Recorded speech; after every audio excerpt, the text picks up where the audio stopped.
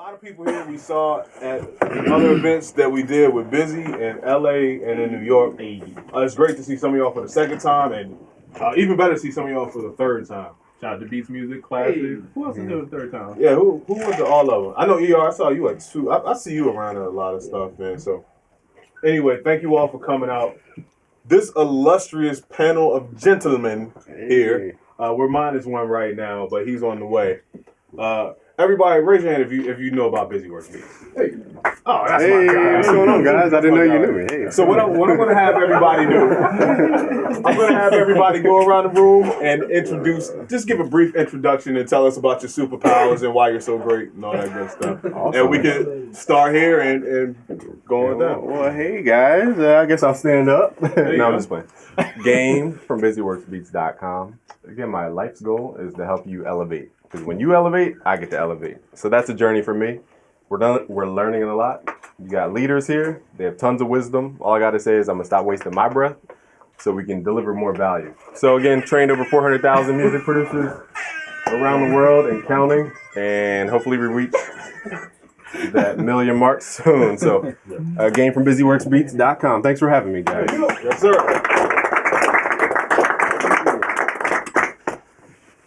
Yeah. Hey, I'm Jay Stevenson. I'm a A&R manager, formerly an engineer for the past 10, 12 years. Just here to kind of answer questions, give you a... Yeah, no problem. I'll jump in, Jay. No problem. Listen, I've been... I remember being at Interscope back in the day, watching this guy work 12 to 12 shifts, engineering some of your favorite albums. The guy had the golden ears, and he's so talented that he gave that up to become a golden A&R, I guess. I don't know. Working on it. Yeah, anyway, hella modest, though. Give it up for Jeremy Stevens. We need the podcast. Yeah. I met Oracle through Jay. Wow. So we all yeah. Oh, yeah. Oh, yeah. I'll give you my cash app, just whatever. You're serious, though. Cash app only. And this guy right here, man, I'll let you start. All right.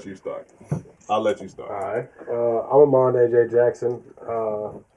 I'm an audio engineer, mixing and tracking engineer, and I'm an acoustician, which just basically means I design facilities like this, whether it's a library or whatever. And I own a private studio called Salem Songs here in Atlanta. And he's done mixes for incredible art. Who's like the biggest artist you ever did a mix with? In the last year, I've done everything from Future, Thug, T Grizzly, Slick Rick, Styles P. We do a lot of work. Somo, K Major, 808 Mafia,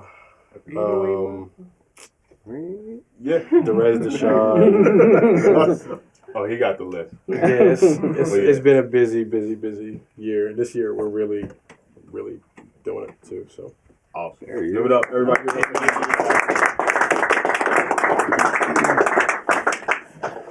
I'm Sound Oracle. I'm not going to waste your breath on telling you what I've done. SoundOracle.net. I'm co-host with this guy on Unquantized Podcast. Sound design for Timbaland, Polo the Don. Just all around lover of human beings. So no need to clap it up for me. We're going to give it over to my man Trigger.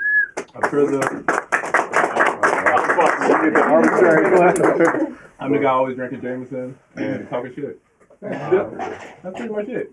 I make beats, DJ sometimes. turn the party up. Oh man, he definitely does. So come on in, brother. I realized I got somebody in the building and I'm way over here. Oh, we got to find a chair. Come on in, brother. Oh, there you go. Got you over there, man.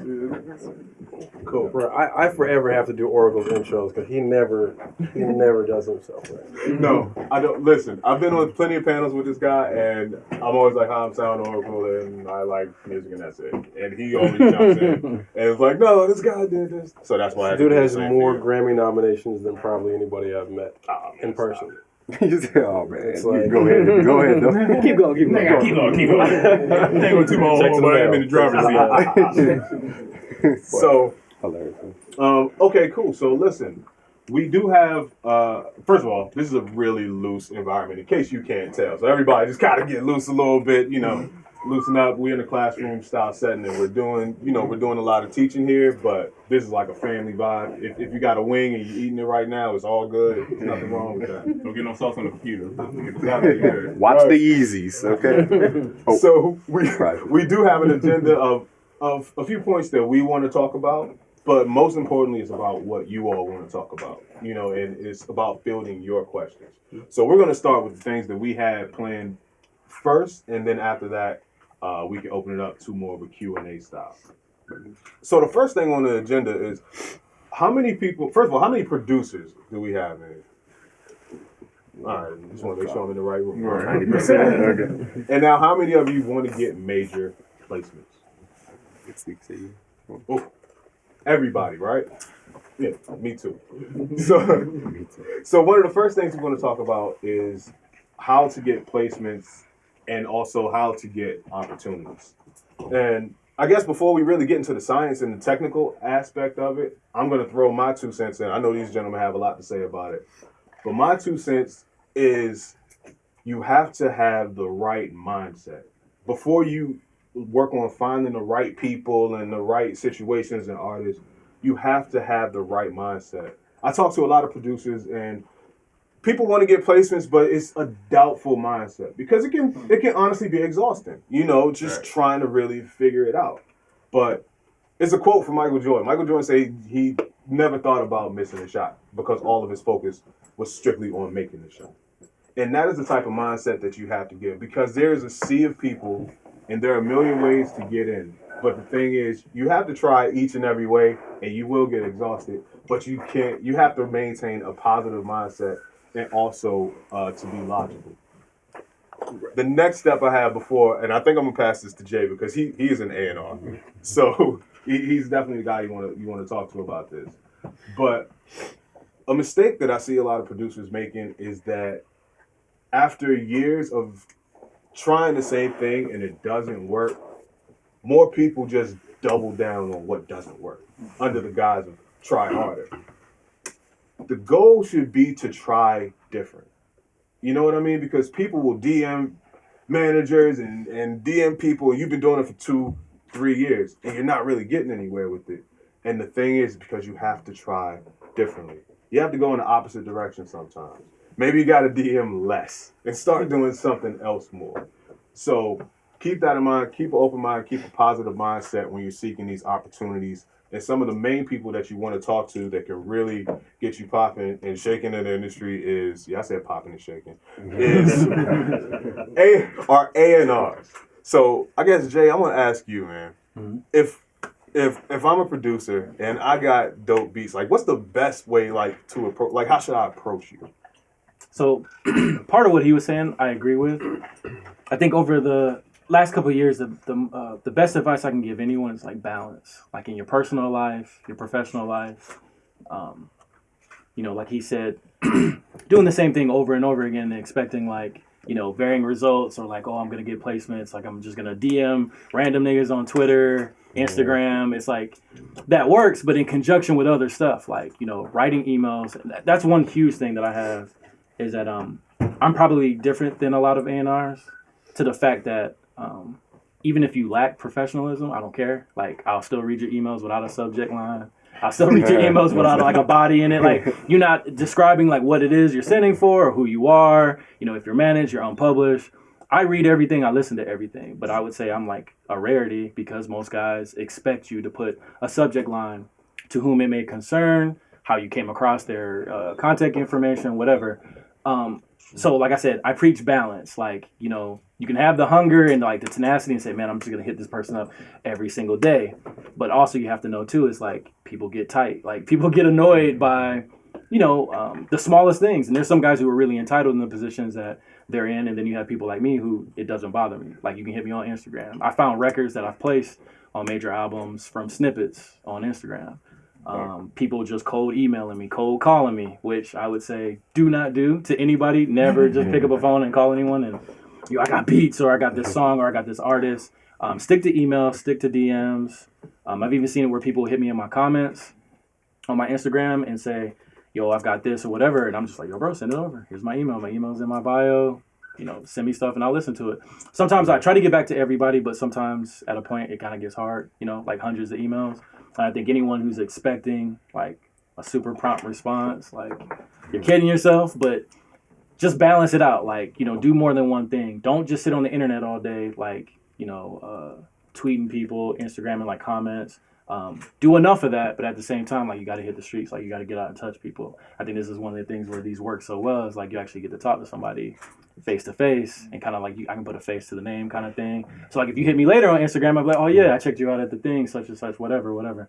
But the biggest thing with me is just like everyone's different. You can expect everyone to be the same and for everyone to understand your story or like where you're coming from. There are a lot of guys who are raised different than me. There are a lot of people who like, you know what I mean? Like I was raised on this. I love it. I wouldn't play with nobody's art. I wouldn't play with anyone's, I don't know. It takes a lot to do what you're doing, even to be here. Like, you know, my man was saying that he came here from New York, drove down from Nashville, had a session yesterday. It's like, for me to be disrespectful and not respond to somebody, you're pouring your heart out basically by sending your music, stuff that you work on. I feel like you can't expect that from everybody, but at the same time, you know, just try to balance it out. Do both. You know what I mean? Go out, hit the streets, be respectful. Don't be a bug, like, you know, don't bug people to death, but at the same time, you know, being on top of it and saying like, bro, like, yo, did you get to check those beats out? Maybe once a week, every Monday. If you email them on a Wednesday, the next Wednesday, maybe like send a follow-up email and say, hey, bro, I sent these records over, blah, blah, blah, blah. I just want to know if you had a chance to check it out. And if you send 2 or 3 of those and they don't respond, shit, maybe you got to try a different approach. You know what I'm saying? But there's a balance to it. Like me, I don't get annoyed, but I know a lot of my counterparts definitely do. They get tight about stuff. That's cool. You actually answered the second question. I was like, at what point should you stop trying to reach out? I mean, we all know. It's just like if you know, hitting up a girl or a guy online trying to holler at them and you ain't getting back. If you just see mad messages of yours with no response, it's like yours. I'm gonna tell you right now, they like with the scene. Yeah, with the scene, they read it. Left you on red all weekend. I'm telling you right now, they are screenshotting that and being like, yo, look at this dude, look at this person. Like, it's just crazy wilding. But I think like, you know, we're all adults. We know. Like, you know, when you're not getting something, it's like, okay, well, let me try another approach or whatever. But I think balance. Like, I do that in my personal life, everything. I just preach that. Like, you know, you can't just have one approach at something because, you know, if that thing pays off, then great. But if it doesn't, are you going to continue down that road for 3-4 years doing the same thing, hoping at some point that, you know, the person might respond or might give you a listen? I think, you know, just doing different things kind of helps. For sure. You mind if I scoot by? I gotta bring him. Yeah. I didn't mean to interrupt the whole flow. Oh, no, I do have an answer for you guys. I'm not abandoning you. Yeah. Sorry. Are you not gonna float today? You're just gonna walk like regular people? Okay. We want to show off the shoes. You know, there you go. One thing I'd like to add to that too with how to approach people, and this is actually something I learned from something that Trizza learned, is to not just go at the person you're going at, but get into their network. Mm-hmm. You know, it's one thing if you want to get to somebody that might be unapproachable, or might seem unapproachable. You see them, say, take a picture with somebody, or they're close to other people. Mm-hmm. Now, in a tasteful way, without being crazy, you can develop relationships with those other people. Mm-hmm. And I would say don't just stop there with one person. I say try to make a connection with at least 3 people around the person that you're trying to get to. Because the thing is, like, if you come up to me and, you know, I'm the best and I got beats and all that, I'm not trying to hear you. But if you're like, I have beats, I want you to listen to me, and I know Trizza, and I know Jay, and I know AJ. Oh, well, damn. Okay, then I'm going to listen to you. So that's a tactic or a strategy that I've used since I talked to Trizza about it, and pays off awesome. So please use that approach. And I say most of the stuff placement-wise that I've ever got is really about relationships, right?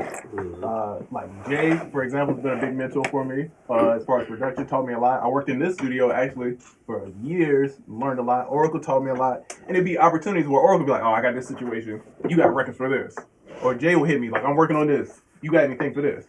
And it's collaboration. It's me working with a bunch of people over the years and building these relationships to where when they get an opportunity, they hit me. You get what I'm saying? So a lot of this is just making friends, networking, politicking, and finding people that's kind of common to what you're trying to do. You get what I'm saying?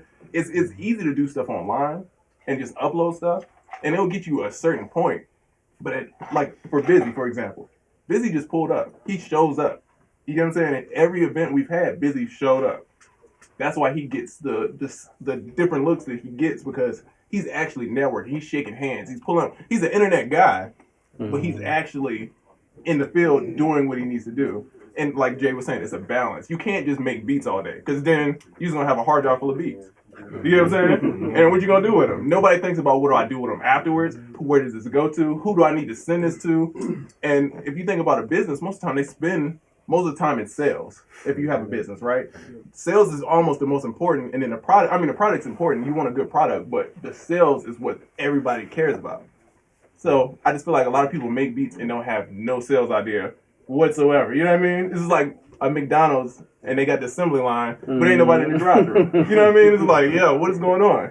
So with, you know, relationships, network, and y'all doing the right thing. Y'all around like-minded people. I see Beats Music and Classic. Y'all always work together. Y'all took trips, and that's what y'all supposed to do. That's the right thing. Y'all building something. So Classic might get an opportunity. He's gonna bring Beats along, or you know what I mean. You might get an opportunity, and you're gonna invite somebody else along. Right. It's the growing together kind of thing. Yeah. Because you rarely get placements by yourself. It's rarely a time you get a record where one person makes a beat. It happens, but everyone I've done has been a collaboration, pretty much. Yeah. I mean, you know, and you work more efficiently if you can collaborate with somebody. You cut down what you have to do, and you also effectively double your output. You know, because it's two of y'all or three of y'all. It's a real exponential process. Oh, no, sorry. It's all good. Oh, that's nice. Is that a balance suit? That's a nice suit. A Valley suit, get out of here. And we're still on the same Question? Yeah, we're still. I didn't mean to leave you hanging. No, you did. No, it's all good. And another thing I was gonna say. So we're talking about getting placements yourself, but as you could tell, we're also backtracking to networking, because you don't be a lonely island. You will never make it. I've been on plenty of panels, and guess who I ran into every time? AJ. All the time. We're on panels, and I'm like, oh man, we cool if we nerd out and we start networking on stuff. AJ has all the top artists come through his studio. If there's ever a time where he's like, yo, I need beats, and Smitty Boy's dope, he's out of town, or something like that, but he knows that he can call me. All of my placements, as a matter of fact, my first, what I consider really big or really good placement was Mixed by Jay. It was the Christina Aguilera joint, and that was all from network. Now look at this, that was probably 10 years ago. It's easily 10 years ago. Yeah, and now we're right here. But it's all about networking and introducing yourself to people, because you never know where either of you are going to be in the future. And all my placements are collaborations, just from using that simple method. That's something. Oh, go ahead. Yeah. Go ahead, brother. I was going to throw a different spin on it. Think outside the box, and everybody thinks artist to artist. For example, Trizza has a collaboration with MailChimp, which is like becoming the #1 autoresponder for sending out emails, which is step 3 of the whole business process. Like, that's how you need to start thinking. How can you align with these bigger companies, not only for like a monetary thing, but for positioning? Because you're talking about how to get placements, right? Mm-hmm. So when they think Sound Oracle, they're thinking he knows every record on the planet Earth. He can identify 2-millisecond snippet of a Shaka Khan record. That is a fact. So he's the #1 authority in that skill and that space. He's the go-to guy, the top. You know, he sticks out for that reason. Mm-hmm. So you have to start thinking. You know, I mean, I don't know what you're going to get into, but start thinking of business more like economic warfare, because it is like that. For example, we're about to go to trade war with China. We're not going to physical war with China. It's over trade. It's over value exchange, over resources, over positioning, over authority. So instead of thinking just like how do I like get a record on an album, which is an awesome thing, and I'm like shocked at the credits that these guys have to my left. That's insane. My only, credit, so to speak, is with Razer, the $5 billion company. And I brag about it all the time because $5 billion? Like, how many artists combined is $5 billion? I don't know. But it's a wonderful thing to think. They came to me. All I had was a laptop and literally a piece of white paper and a pen. And 4 years later, I'm working with a $5 billion company who reached out to me. Right. because I'm the number one authority in that space that I created. It didn't exist before. So you have to be number one. We're all number ones in what we do. That's why we're a go-to. If I say a word, so this is what the exercise I usually do. Let me pick out a couple folks from the crowd here. My brother right here. So if I said, give me 2 words that link to yourself, like just 2 words that describe you, just 2 random words. Creative, intuitive. Creative and intuitive. So mentally, the brain is saying, if I think of the word creative, your picture and image should pop up to that memory. And that's what branding is about. And you have to be that association. You have to literally be the brain link somebody has. So when they're thinking about that thing, you pop up and they call you up. Right. Boom. And then you got the opportunity. But the question is, how do you become number one? And that's what we're going to reveal, right? Yeah, and you're actually getting into the second thing. Oh, my bad. Dag. See, I'm all over. That's why I didn't know. You know how we do, man. You know I want to keep talking on that. So before we transition real quick, so this is like a big thing that I love to talk about, which is how people get real froggy about meeting people and just want to jump out and just go for broke every time you meet somebody. And it is literally the most counterproductive thing that you can do. So the big thing is creating value, which is what he was talking about, like creating value in what you do, right? Because if you're super gangster at the thing that you do, then people will find you. You don't have to chase people down. You don't have to, and I'm not saying that placements are just going to fall in your lap all the time, that you don't have to do work, but most of your work should be in creating the best product. You know what I'm saying? When your product is undeniable, it puts you in a position where you have a commodity. And if you have a commodity, then you're in a much better position than everybody around you. It gives you an edge in your competition. So instead of like meeting people and trying to like shove your information down their throat all the time, like make sure that you're spending a lot of time building yourself and building your business. And then also too, for God's sakes, make it easy for people to work with you. You know, like when Jay was talking earlier and he was saying, like, I don't care if you have a subject line, I don't care. And that's an amazing thing, but he's one of one because most people, including myself, I don't like, there's so much coming at me and I'm trying to run my business and engineer and train my guys and you know, like I'm constantly and be a father and be a person. You know what I mean? Which notice I put that last, right? So it's like, make it easy for people to work for, like to help you out, like find a way to make it convenient for them. So the more professionally that you present yourself, the easier it is for people to like, you know, keep in communication with you or, you know, if I know that I'm in a crunch time situation, who am I going to call? The person that I know who's really sloppy? Or like, let's say Jay's trying to place a Rihanna record tomorrow, right? Is he going to call all of the random people that he knows he has a difficult time communicating with? Or is he going to call the people that he knows like, oh, when I hit this person, I'm going to have their songwriters are going to get on it, I'll have it in 2 hours. That's who he's going to call. You know what I mean? So be that person, right? And align yourself with other people who do that, which is what they were talking about. Because strategically, one of the biggest things that you guys have is each other. And we come to these kind of events and we always forget, like, literally, like, at some point, we'll all wind up working together if we haven't worked together. I've worked with Houston before on some stuff. You see what I'm saying? It comes back around.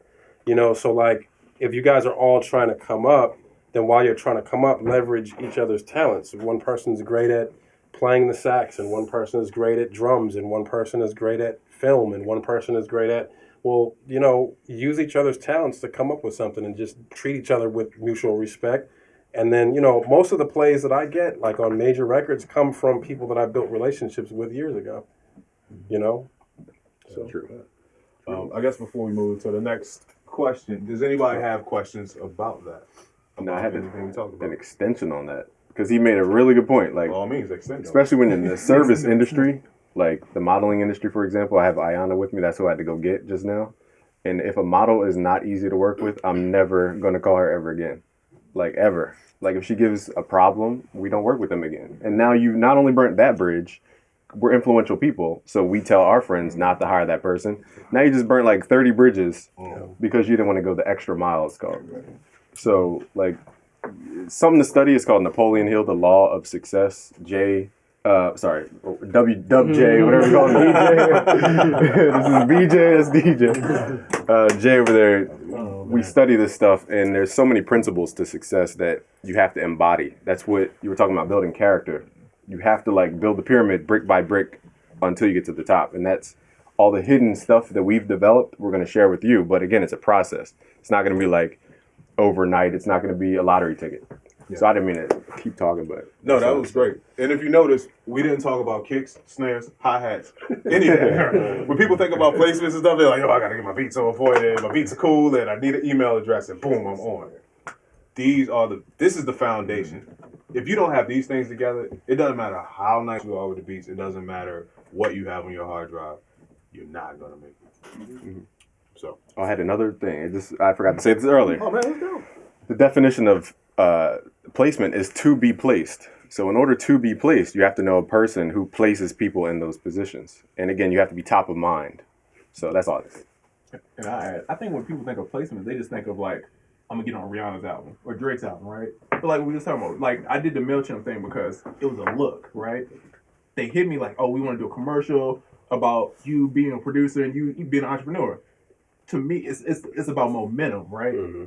People care about people who are working. People want to work with successful people. That's all it really is. So if you're working, you're doing more stuff, people are more into what you got going on. So it's not about just getting on a Drake, it's about getting on other people that's working, and you getting on other stuff that's working, and you just being a part of that, with making that momentum. It's kind of like, what do they call it, snowball. Yeah. So you just got to think about the relationships and small steps rather than trying to.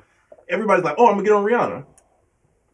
Man, I can't even. Man, I have a hard. I done been to Rock Nation, the studio. I done hung around. I can't get close to Rihanna. You know what I mean? But you know, relationships, they'll happen. It's me showing up, doing the right thing, networking with the right people that will make something like that happen. And y'all wish me luck one day. I'm gonna meet Rihanna. You know what I mean? Y'all gonna see on IG. I'm gonna tag all y'all. It's gonna be great. You know what I mean? See, but the thing is, you can get that placement, but if you haven't done the other things, you're not going to get another one. Yeah. You see what I'm saying? You do after you get the one. Nobody thinks about that either. It's real easy to get a deal or get a placement. What do you do afterwards? Yeah, right. That's really when the work starts. Yeah. It's like you signed an NBA. That's really when you start working. Hey, real quick, I don't know if y'all touched on this, but like me and Mr. talking, you got to step outside your comfort zone and continue to like work on yourself, because otherwise, what's the point? Exactly. Yeah. Yeah, 90% for me, 90% of what happens in my life happens because every morning I figured out what my bad habits are. And outside of smoking, I've been able to get around them, right? So in the morning, every single morning, I wake up, before I answer my phone, before I talk to my kids, I read scripture, I pray, I meditate. After I've done those things, I do a workout. And then after all that's done, I let people into my day. Mm-hmm. You see what I'm saying? And that's not, everybody's different, so I'm not saying that's what your thing is. All I'm saying is, you notice that all of us keep talking about who you are and who you become. That is the biggest thing out of all this stuff that we don't spend enough time talking about, is like really becoming a man or really becoming a woman. You understand what I'm saying? And the things that you have to sacrifice in order to become that person. The things you've got to give up, the things that you have to discipline yourself to do that you don't feel like doing, the sacrifices that you have to make. It's all that stuff. And I hope if anything else, that's the thing that we talk about the most today, is like all the stuff that like, it's because it literally, you're going to get up. Is there a single day that is, okay, is there a 3-month period where you don't at least ask yourself, do I still want to do this? No, wow. Discouragement is real, but the way you beat doubt is when you have bigger goals. Right. But you still ask yourself. Oh, right? Well, what I'm saying is that you look at your goals. Yeah, this industry is very challenging. And when you're climbing so the perception is that there's this ladder that you climb, and you're climbing it, and then you get to this place, and then everything is smooth, and it's just not that way. It just never ends. Your problems just shift into something else. So that's about becoming the person that you like. I used to like question last year. I was still questioning every 2 weeks. Do I still want to do this? You know what I mean? I could get money way easier. You know what I mean? Like than doing this, right? But like you get to a point where like you've put in so much that the dream outweighs and your goals, which is what you're saying, like completely outweigh like the difficulties you go through. You know what I mean? We always have those dreams like, what if I was in this industry because it's a lot easier, it's a lot bigger. You're like, if I was in that industry, I'd be killing it right now. But you have that deep love. And one thing I think we're overlooking is the law of favor. Like, this is the whole premise of The Godfather. Like, what's the phrase from The Godfather? Like, I do you a favor and one day I might ask you a favor in return. It's not that, like, we're doing tit for tat. It's more the law of reciprocity of the universe. If you believe that you give is what you receive, then give more if you want to receive more. It's pretty simple. And I think we're touching on these through our stories, and it's just a great thing. So we're all universally resonating on that same thing. That's all I have to say. Yeah. Great spirit. Great spirit. Any questions? Oh, you know what? You made a good point as well. I meant to note on that. He was saying how he starts his day with intentionality, which means if he's going into like meditation or prayer or like focused thought on what he wants, he's starting the day on what he wants, not an email, somebody asking you what they want. Super fair. Or being impressed upon from the outside. So you have control over your destiny when you start your day with intentionality. And I think that's what you were talking about with your routine. Yeah, big time. Big time. That's really key, guys. When you wake up, how many people wake up and the first thing you do is grab your phone? Okay, room full of lies. I do grab my phone. See, that's the thing. If you wake up and you immediately go to social media, you immediately, first of all, social media is the worst thing to go to when you wake up. Because all you're going to see is somebody else's highlight reel. Which is you're going to feel down here, but you're not even out of bed yet. You're already demotivated. Definitely don't go to social media. I'd never, ever check my email first thing in the morning either. I set a time during the day. I check my email twice a day. Because the thing is, any phone call or any email, regardless of who it's from or what it's about, is a call upon your time. It's a call upon your time. Everybody wants you to do something. Even just the fact that I sent you an email or a text means I want you to read it. And in that, I guarantee you, they want you to do something else. So now already, as busy, your time is not yours anymore. Now you're functioning on other people's time. And once again, you're not even out the bed yet. And a lot of us start our day that way, and it's so hard to make it through. So just be mindful that you control your day when you get up. And for the things that other people, just for those things that you don't know what they might be, just schedule times to make sure that you've done everything that you need to do to set yourself up to be great today. And then you can kind of see, well, let me see what other people want. That is very key. It changed my life. I've been doing that for about a year now, and it's awesome. There it is. ER. Hey, if y'all don't know me, I'm ER Beats. I'm familiar with some of y'all in here. I've been to a lot of events, and one of the jewels I was given to kind of whip my ass, so I want to share it with y'all, right? I was taught to say yes to everything. And yes to everything can overwhelm you, right?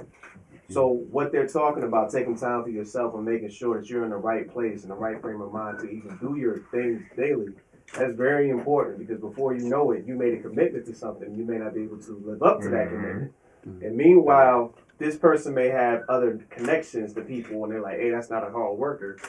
But you didn't know how to effectively communicate and say, look, I'm truly overwhelmed. I should have never committed to it. So just be mindful of that. Say yes to everything, but make sure you use Google Calendar and things that you can take time for yourself and make sure you're still productive. Right. He made a good point. Time management literally is how you make more money. I have a video on this, so I'm not going to like go in about it. But the more you delegate and focus on your highest value thing, for the same amount of time that you'd spend doing lesser value things, you make more money. You make scientifically 50% more by delegating, giving those tasks that you're not good at to somebody else. And for example, you said don't make false promises. That's a key characteristic of a leader. For example, I felt bad for Ayana. I made this promise, and I was like feeling bad because I came across that I didn't keep the promise, and I had to clear it up. It's the first thing you do. So I agree. Don't take too many opportunities where you can't deliver on those promises in relationships, but at the same time, you're lessening your value if it's not the highest value thing you could do. So I really encourage you to like study time management. It's not boring like how to manage your day. It's like how you make more money, period. We'll actually get into that in a minute too, because as a lot of you know, I love to talk about time management and productivity. Like that's really my thing. But I kind of want to shift. I kind of want to shift the focus right now to how to get your brand started. You know what I mean? How many people here have a brand? Okay, great. A lot of people, when they say they have a brand, it's a brand in name only. And a lot of people don't even research what a brand really is or why you even need to have one. So, for instance, BusyWorks Beats. You know that brand. When you think of FL Studio, if you say FL Studio and Tutorial, who do you think of? BusyWorks Beats. That is a man that has grown a brand. When you say the dopest music podcast in the world, who do you think of? Unquantified. I mean, it's just a fact. I'm just stating facts. But no, seriously though, the thing is you have to pay attention to your brand. Just saying that you have a brand and developing a logo and putting that as your avatar on Instagram is simply not enough. So everyone up here has a business. And I kind of want to, I guess, go down and ask everyone, like, how did you get started with your business? And just give us a few quick things that can help people out there grow their business to where it's noticeable above the rest. Mm-hmm. All right, I'll just give you quick tips. As you know, I'm kind of quick sometimes. If you want to write this down or take notes, it's fine. So these are the tools you're going to need. So the first step is getting traffic. So that's the obvious one. Social media, blah, blah, blah. Any way to get traffic. Go to Alexa top sites, top 100. Alexa, like the Amazon, right? Alexa? Mm-hmm. Alexa top sites. You need to be present on all those sites. If you're not on Amazon, how do you get on Amazon? You write a book to get on Amazon. If you're not on, Yahoo, how do you get on Yahoo? You have to run ads. That's the only way. So go through all top 100. Say, are you there? Are you taking that traffic and bringing it back to your website? That's the whole goal. Now, the second step is having a product. You have to have a product. You have to have e-commerce. Okay, I'm not going to give away all the secrets, but you have to have e-commerce, which means, secrets as far as what we talk about. You have to have e-commerce so that you can literally sit here and get paid. Like if I check my phone, I might have got paid maybe like 2 hours ago or something. Not recently because I didn't put out any advertising, but you can sit here and get paid while you're doing something else. That's called getting out of the time exchange for money game, which is out of the rat race. That's what everybody wants to get into with music. Something that's timeless. So you have to have the e-commerce that can deliver instantly. Now on top of that, you need a follow-up system. So this is anything from like Salesforce. MailChimp is free, right? Mm-hmm. Ask Triz about MailChimp.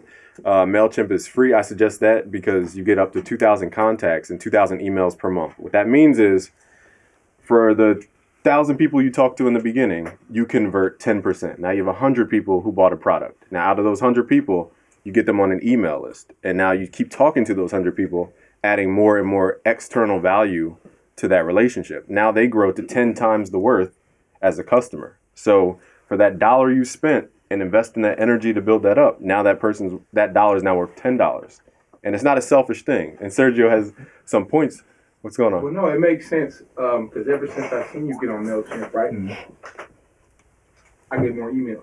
Right, I get follow-up emails from Producer Kit. I'm getting a lot more emails when I open my emails. I got an email from the Producer Kit. It just goes to show that obviously that relationship is putting out more business opportunities and reaching out to more people because I'm sure everybody's getting them. It's part of it. And I see the growth. And I wasn't getting those emails before MailChimp. I was getting them every now and then, but now every time else I'm getting them all the time. Mm-hmm. So I see this. And that's his brand growing. Exactly. So now it's not only like I see you here and I hear about the beats. But now, wow, MailChimp, what's this from? Oh, it's this guy again. That is what I'm talking about. Your brand is just everywhere. Omnipresent is what they call it. Y'all talking about building a brand in business. How do you focus on building a brand in networking? Because each one of you have a brand with each other. As far as y'all know what game is, Sound Oracle. I've just been introduced to both of y'all. How do y'all build a brand amongst yourself, not necessarily to the world, because if networking is the key, you gotta have a strong brand with the people you're networking with. Yeah, expand the word brand because like all of this is inclusive. Like definitely when we get to me, I'll talk about that. No, I'm just saying like your point is great, which is branding is not just the mechanical side of your business. Branding is the way you're perceived. So that's kind of, I'll talk about that later, but, Right. And you have to have something to trade. So when you're talking to a business owner, can you see me? Okay. Yeah, when you're talking to a business owner, I've seen all your videos, man. you're like, I know your face. I'll just go with it. You're behind the screen anyway. What was I saying now? Oh, to me, like if you give me a beat, there's no value there because I don't have any use for that resource. So you have to find something that's valuable to me, and it differs per business owner. So that's the hardest part. Like, for example, when I'm talking to Jay, he might value something way differently than when I'm talking to AJ. And Sound Oracle alike. So that's the hard part if you're talking about how to network between your horizontal. Now, you mentioned this before, right? Leveraging the talent of the musician with the drum player with the. So I don't want to like eat into the future stuff. Please go. Go.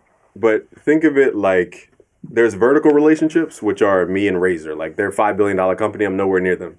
That's a vertical relationship. They're way higher in value. Then you have horizontal relationships, which are your relationships with people who are on your level of influence. So like us up here, this is a horizontal relationship. And we're creating a product for the vertical relationship. So our vertical relationship might be with a corporation or some huge entity, whereas your vertical might be an artist, I'm just saying. So that's the power of the networking thing. And it goes all back to branding. What do people perceive you as the best in? Yep. That will be your ticket into being part of the horizontal product. Does that make any sense? So what do you need to make a cake? Like, I'm the eggs, he's the flour, he's the butter. What else is in the cake? I'm the icing on the cake. You're the icing? And Trizza is the spatula, the whisk. Together we make a cake. But I'll be the, what did I say I was, egg? Yeah, you be egg. I'll be like the best egg I can be. He'll be the best flour he can be. So that's how you have to start thinking in components. And then you build out a process to make micro products, they're called. And then you scale that up to the vertical relationship. I don't mean to be like too over your head with it, but it's the same concept. You do have to be the best in what you do. Yeah. It's the same thing. Not to cut you off, a recurring theme that I see here is being the best that you can do. Being the best that you can be and doing the best that you can do. The way I grew my brand, I guess you could say it was through Instagram.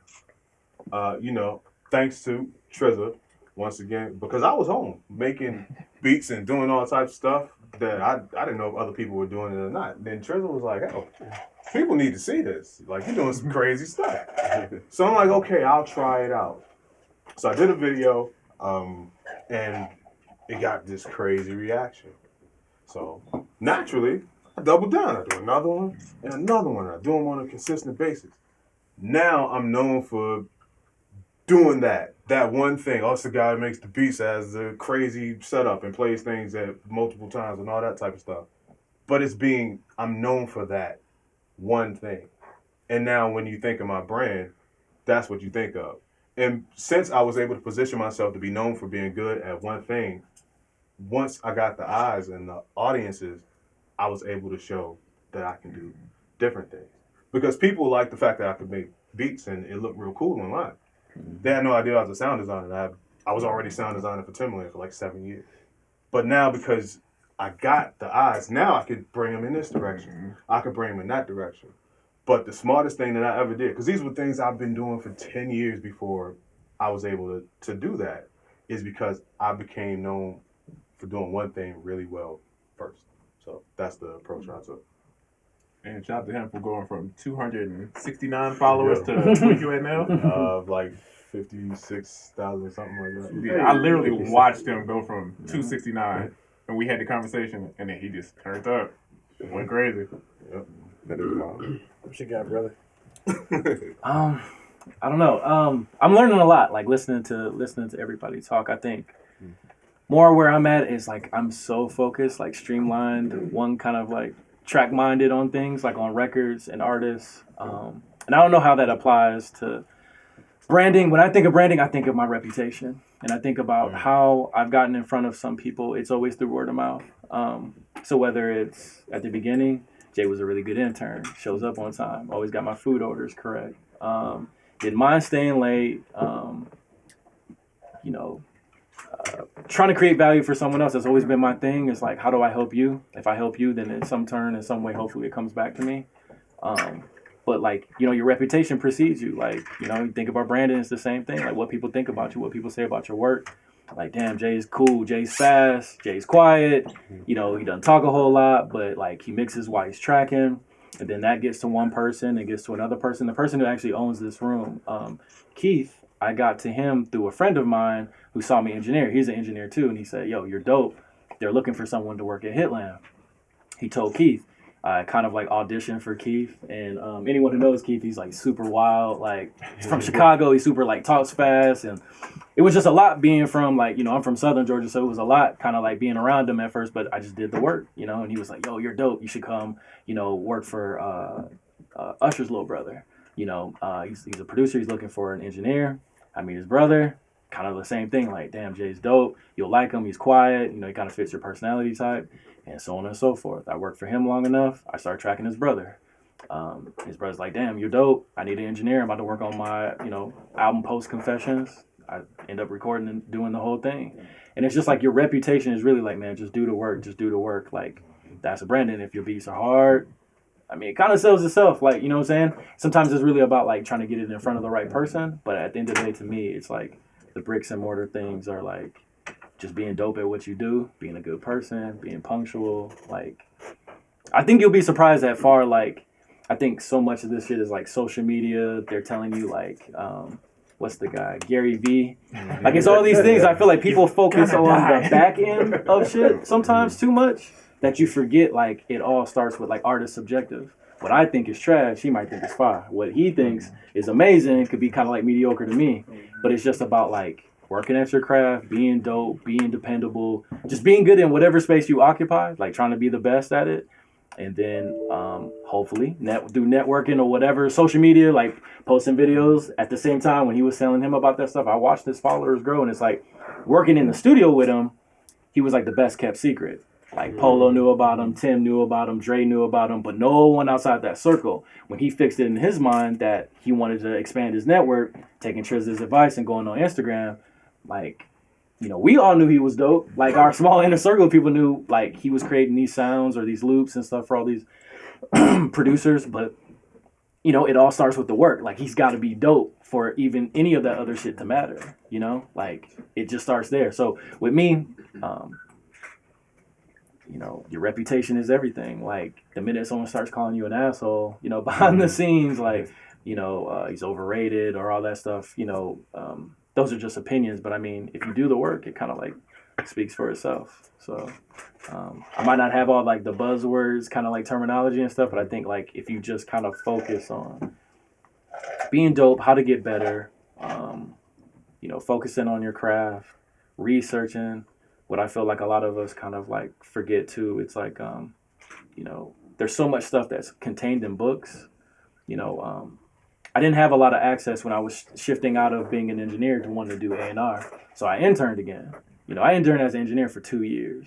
It's like the longest internship ever. You know what I'm saying? Like, most guys will tell you they do 6 months, 8 months, and then they're out, then they're working. It just so happened in the studio I was at Patchwork, every intern, every engineer there was amazing. And it was right at the crossroads where artists were just starting taking engineers on the road with them. So, you know, usually they go to a studio and they say, who's your best engineer? And there would always be somebody there who was like fire, like amazing, like the best tracking engineer, and then so on and so forth. So if that guy was booked, you go to the second best, the third best. At Patchwork, everybody was amazing. Like every engineer, every intern was on their shit. So at the end of the 2 years, I decided to kind of like, you know, go at it on my own. Same thing with the when I wanted to do A&R, I had to start over again, basically. I met A&Rs in sessions and stuff, but I'm very like keep to myself, very quiet, play my part. And, you know, I had to research. Like I read books about Clive Davis. I read books about David Geffen. And I still do. I like buy every book about anything that I want to know about. I read it, I research it, and then I apply it to my life personally. Like whatever, you know, whatever I found interesting about this person and so on and so forth. But like, I guess all that what I'm saying with branding is like, your reputation. That's all that matters. You can put this thing out on the internet saying, I'm the guy, I'm the number one, I'm fly at this. Like, at the end of the day, it's subjective. Like, you know, I might fuck with your music, but just because I fuck with it, if I take it to an artist that I'm working with, if they don't like it, guess what? That means nothing.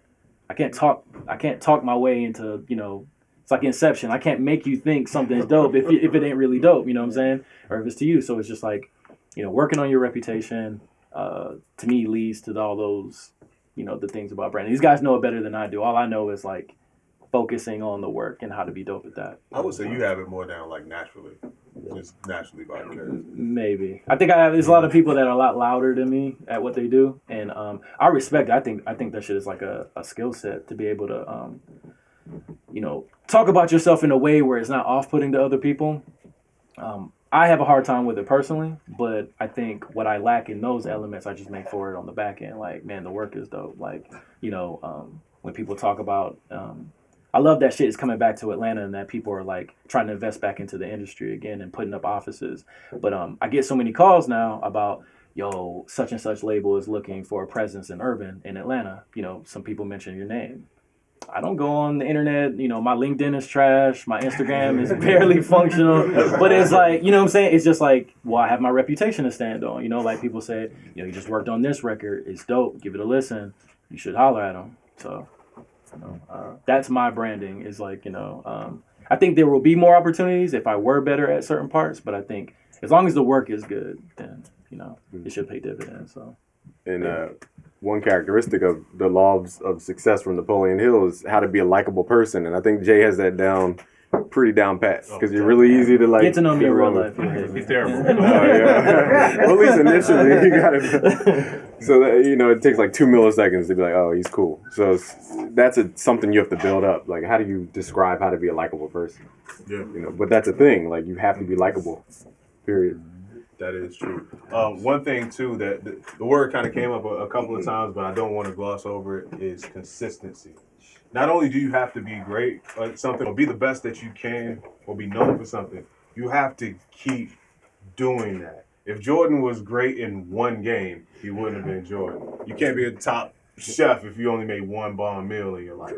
You know what I mean? So not only do you have to show people that you're good at something, but you have to have the discipline to be consistent with it. You know what I mean? So more people know, and then when people look at you, they just see a history and a track record of you just being consistently great at this, that, or the third. So please, a lot of people get big opportunities, big placements and things, and they kind of put their feet up. Like, yeah, I was good at that one time. And I'm sitting there, everybody knows I'm good. I'm like, that is bullshit. It's so many people subscribe, and you see it here today, gone tomorrow, because you were good. You tried that one time, and you happen to get lucky. You happen to make it. So please remain consistent. Don't be Al Bundy, is what you're saying. He did score 4 touchdowns in one game. Yeah, Poga, he was on fire that time. So, bro, like, we have like the same exact story. Like the same exact story. Like my business started literally because somebody was like, "Oh, he's dope," and it translated into another part. In the over 10 years of doing this stuff, I have never done an ad, not one time. And people still come through the doors, and mixes still get sent from all over the world. Jarrett and I were in the studio earlier, and I was working on a Freddie Gibbs record. And I got a DM from a guy in Switzerland who's like, "I'm ready to go. I want to send you a mix." And I've never put an ad out. It's literally like, I think one of the things that Jeremy said that was so important was like, be good to people. Because relationships really matter. The way that you treat people really matters. Because you may meet somebody in this room today and they may not have. Do you know how many people did or said things around me that were kind of crazy, and now they're like, AJ's here. And I'm not that tight dude, but if I was, because you engineered, so like how people sometimes treat the engineer. Boy, I ain't seen it, boy. I mean, I'm sure not me or him, but I've seen some of my partners get like chumped out in sessions. Boy, Yeah, it's man. like engineers get. I mean, if you control the room, I know guys who kind of command the room. You're good, but I don't know. I don't know what it is, why people would treat their engineer like that. Because that's the guy controlling how things sound. Like, Facts. but I know if you're really good, they respect you because they know what you're adding to the process. You don't need to talk about it. It's just like, you know the difference. I go to one barber and my hairline is already in repair. But you know, you work with somebody who's dope. It's like, they don't need to tell me. It's just like, bro, I'm gonna just keep coming back to them. Like, you're dope. Like, once you know that stuff, it's just like, it's there. But yeah, that's it. Bro, we started in a loft apartment where my kids were in the other room. And, you know, my ex-wife was in there, and you know what I mean? Like, I had to be extremely, like, deliberate about who could come by and who could work. So I developed this discipline of, like, vetting people before they came by, because if I didn't want you around my kids. So you can imagine how that would dramatically impact my bottom line, right? Right. That was a really difficult time period, but I did it. And so, just to give you an example, in 2000, I think it was in 2009 or 2010, I'm working out of this loft apartment, and I'm like, like they were talking about like your brand and like building value. Like, I didn't have a huge reputation. So what did I do? I decided I'm going to, the same thing he was talking about, like the type of person he became to be able to have high status as an engineer and then humble himself to go be an intern to learn A&R. That's huge. That speaks to character and fortitude, right? So like what I did during those time periods, I did radio. Like I got with some people and I picked up a little college radio gig and I did that. And I said, okay, this is how I'm going to develop relationships. I'm going to go out there and I'm going to provide something for somebody else. If you've ever done radio, it's awful. I love it, but it's awful in terms of how much you give and what you receive. You see what I'm saying? Because everything that you're doing is in service of others. Everything. And especially if you work in college radio, you're not getting paid anything, right? So I went out there and did that. But what did I do? I started making phone calls and building relationships with people and pulling them in and highlighting their projects. Right, so now they're like, oh man, thank you so much. My new album got some airtime, and I got an interview, and I can use this and send this to a blog and spin this way and that way. So they would quote things that I said about their music or whatever. That translated into, you know, when I moved to Atlanta, I wound up at another radio show. That reputation translated into another radio show, but this radio show had more access to. It had been 10 years. As this radio show had been going on. The Beats and Lyrics show with Jay Force, right? Huge radio show in Atlanta. So there was the 10-year anniversary of the Beats and Lyrics show. I was just working there like random guy. It wasn't my show. I was just there as a support system, right? While I was there, I decided like, hey, A3C's coming. I want to like record a lot of artists while they're in town. Like, let's see what we can work out. So we contacted, I was working at a company at the time that sold professional audio. And so we started talking to them, and we pulled in a few people, including Houston Singletary. We pulled in a few people, and we got a little RV, and we decked it out, and we made a studio inside the RV. And we took it to A3C, and we recorded at A3C. And that turned into a big thing. The following year, they were able to invest. The company I was working at was able to talk to manufacturers and pull in upwards of $300,000 to $500,000 and pick up a vehicle and completely convert it and make it a permanent thing. And that vehicle did A3C, South by Southwest, Winter Music Conference, NAMM, like all these amazing things. And this all came from me smoking weed in the, seriously, this all came from me smoking weed with my homie Jamal in the studio going, man, how can we make this thing, how can we get to people that we don't have access to? How can we provide something for people? That's a big opportunity, because if you're at an event and you get off stage and you can hop on this vehicle and record a song that goes out and it gets promoted for free, the manufacturers were happy because they were getting to show their product and get photos of their product. Listen to how crazy this is. When you talk about building value. The manufacturers of these products were able to say, oh, okay, if I don't want to pay all these people to take these photos with my product so that I can help get my product momentum, right? Now I've got these photos for free. the artist is like, or for sacrificing some equipment or whatever, the artist is like, hell, this is a great opportunity for me to collab with some other dope people, help get my name out there, and I look really important because I'm in this vehicle. That was a huge thing. The producers got involved, so we were able to leverage getting like famous producers and people that had no name at all involved. They got pushed out there. You know what I mean? So like everybody in the situation won, including me. And so it built like really good relationships because I wasn't asking things for people. It was my whole career was built off of doing things for people. Right? And then eventually I stopped producing and I strictly focused on engineering, and I found what my calling was. And now through those great relations, I maintain those relationships. So, you know, like some of these artists I still record with today, you know what I mean? Because of things that I did way back then. So now it's dope to be able to say, oh, you did a Future record. But what's really cool is that one of the things that I think that we've been kind of like skirting around a little bit too is that when your brand is really solid, if you fall, people will be there to pick you up. Right? Like if your reputation is really solid, like his reputation was so solid he could move into A&R from engineering. Right? There are times when things are not going to be super great in your career, and the relationships you build will help pull you back into being solid again. You know what I mean? So there's literally people I'll do. This one week I was doing who was it? I was doing a Future record, a Raheem Devon record, and a Styles P record in the same week.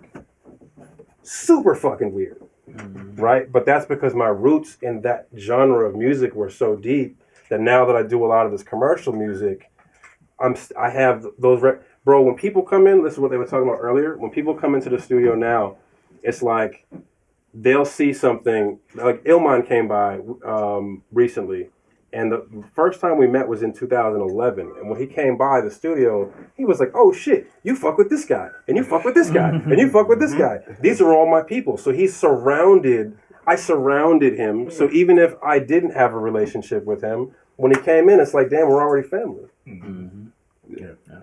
He just nailed it on the head. That's exactly how I feel about you. I feel like your family through the strength of Tristan Sound Oracle. Facts. And I have a video on how the power of networking and how to leverage affiliates and relationships. So I don't want to like go on my little thing, but you literally become instant family through the trust. So I guess can we agree that brand is at least somewhat synonymous with reputation? So now when you think of your brand, whether it be online, whether it be whatever, if you replace that mechanical thinking with reputation, I think a lot of you would move a little different. You know what I mean? So in keeping with the topic of branding, okay, I have a brand, I understand it's my reputation of my business. Now, how do I grow my brand to be 10 times bigger than it is? Like what tactics, what strategies can I use? And you know I'm going to start down here. I'll be a little non-PC game here today, so you get the exclusive game. The militant game. This is the inner general, I guess. You didn't wear a tie with that suit for a reason. Yeah, plus like my shirt can't button at the top, so I was like, oh, my neck's growing. I go to the gym too much now. I couldn't even fit in these pants. My pants are so tight. That's a flex. But no. I was gonna say, okay, again, going back to the treating business like war. I think people are taking this too lightly. Like there are people in other countries trying to completely destroy every dream you have, and that's how you have to start thinking, because it's a matter of your value for your families and your survival. Now, again, successful people think about survival, not like how can I eat to live tomorrow. They're thinking survival to them literally means how can their genes continue to survive throughout multiple generations. They're thinking like 5 lifetimes ahead. So if you're not on that mental level to be like, okay, I'm going to war now, which is like opening a business, then don't even begin, because you're going to get slaughtered, you're going to get wiped off the planet, and you're going to start crying to your parents. Okay, and you were asking me how do you build your brand? Yeah, like 10 times. 10x, okay. Yeah. So the one thing is you have to focus on dominance. You have to. There's no, like, Grant Cardone says, if you're not first, you're last. Mm-hmm. That's literally it. If you're not first, nobody cares, okay? So another thing is for building your brand, think about scalability. Okay, I'm just going to end it here because it's too long, but in the beginning, you have to throw stuff out there. Content pieces, all types of stuff. IGTV, you have to do Instagram stories, you have to do YouTube videos, you have to do whatever you have to do until you figure out where your audience lives. Once you find out where your audience lives, you focus on that. Focus is the key word. Mm-hmm. That's what grows your thing, is focusing energy. Just like a seed. If you water a seed more, it's going to grow into the plant easier if it can reach the nutrients. If you don't water the seed, it's not going to be able to reach the nutrients. So your energy is the water. And you need to focus on that one thing and scale it up. So this is what you talk about, not advertising. But if you end up advertising, you have to find something that works. Like, for example, the first product I scaled up was Music Theory in a Day, like our first course. And the reason I scaled that up is because it already did well. I didn't scale it up guessing, because that's betting. You don't know if it's going to win or lose in the market. You have to find what wins in the market and then put money behind that, and all your money. So, for example, on Shark Tank, if you don't have sales, they're not giving you money. Exactly. Because your idea is just an idea. It doesn't exist. The more people believe in your idea, the more it becomes real. And that's what we're all trying to craft, is this level of trust through branding, through your relationships, and through leveraging other people's authority. That's why I'm sitting up here with, like, titans. I don't even have a fraction of their work, yet me sitting and positioning next to them, you associate their power with me. So you need to start thinking on these levels. Like, if you're not thinking that way, you're not going to survive. Because you have people like me who know what I'm doing, and I'm thinking militant, like 1,000 steps ahead of you. So some people say play chess. If you're an Xbox fan, or I think it's only on Xbox or on your iPhone, it's a game called Civilization Revolution. Like, I believe this is the greatest game on teaching you how to run a business in life. It teaches you everything you need to know. So if you download that for your iPhone, it's like $5.99. That's the best business lesson you're going to get. And if you keep losing at that game, there's a reason why. Okay? Like, yo, I never won. Step in bars. Yeah. Another way that I found to grow your business or 10x your business, and it really worked for me, is that not only do you have to be really great at what you do, but you should be so good that people want to share what you're doing. Think about it. If you're a restaurant and you're pretty good, you can tell everybody that you're good, but people will listen to their friends before they listen to what you're telling. And that was my big thing. I was like, I want to be so good at what I do, and I want it to look so damn cool that other people want to show other people that, because it makes them look cooler. Right. You know what I mean? It's just going that extra mile and just thinking that deep with it. Because you're only one person. Once again, don't be a lonely island. You can tell people, and it gets tired. You can tell people, I'm the best. I got this. Hey, I got this. 2 for 5, 4 for 1s, and all that crazy stuff. Now you just look crazy because you're the only one pushing it. Because you're the only one that really gives a damn about it. But now, if their friend is like, hey, you heard about those 2 for 5s over there? They're like, damn, okay, it's really going on. And then you turn on the TV, and this is a 2 for 5 guy. And then you get emails, a 2 for 5 guy. It's being omnipresent. And not only you being omnipresent, but you get the world so involved that they tell each other about it. Now, that's how you 10x your brand. That's when you're really looking like a big dog. Because, of course, you believe in you. I don't have to believe in you. You tell me you're great. But Trinza told me you're great. Jay, busy. If all them tell me about ER Beats, I'm like, I gotta check out ER Beats. Versus ER Beats be like, hey man, you know I'm dope, right? I never heard that from anybody else. But once again, so I was just gonna add to that. Like, word of mouth is more effective than anything to make a sale. Like, even more effective than a movie trailer. If your friend tells you, like, the new Jurassic Park movie is great, you're gonna want to watch it. If you watch the trailer, you may think, okay, they put the best scenes in there. I don't know. Let me read some reviews. But even if you read the reviews, you're like, okay, I don't know if I agree with that. But if you have someone that you trust, someone that you love, a close friend, if they tell you it's a good movie, you're gonna go watch it. I mean, it's very, very likely. Right, it comes down to the trust thresholds and all that. But another thing Oracle inspired in my thought, again, I'm trying to relate this to you as much as possible. So everybody saw the movie Scarface, I guess? Oh, yeah. Okay. Oh, so if you haven't seen it, get out. Get out. So what's his name? Sosa, who's in the helicopter? On the island, and he's chilling. There's a famous Payroll Giovanni, we were talking about him. He's like, He's like, on his album, he's like, don't worry about the man you see. Worry about the man you don't see, because he's the one getting money. The reason they say that is because the guy who's the kingpin, who creates all the product and all the value, does not distribute the value. So you need to create incentivized ways of distribution, which is called like affiliate programs if you're like on the internet. Which means if I create some product, I'll offer a certain percentage to any of my friends if they promote it. Now they feel like there's a reason they should be promoting it, so they get benefit from it. So if you're talking about like criminals and all this, there's a kingpin who makes all the product, who owns all the whatever. You know, we're not going to say any illicit drugs. He owns all the stuff on an island, and he gets all the dealers to distribute because that's too much risk. Why would he be out on the street? Like, and he has so much product that he cannot physically be on every corner in every state. So that's how you have to start thinking. Like, if you really want to get to these levels and create your own pyramid, create more incentivized like flow of commerce. Definitely true. How many people? Oh, go ahead. Well, so I got one kind of subtle thing that is really easy to overlook, right? Get rid of the people in your life that don't add value to your life. If you want your brand to grow, because business strategy is a big part of it, and then also a big part of it is who you're becoming and what you're doing in your daily activity. People, whether you know it or not, are taking energy from you, right? You're giving them energy. So when you have people around you that are taking this energy and not reciprocating and giving you back good, healthy energy, then what you wind up doing is, you ever like meet somebody and you just feel tired after having literally like 60 seconds into the conversation, you feel tired. You know what I mean? Because you're first of all, you need to be taking care of yourself. That's a big thing.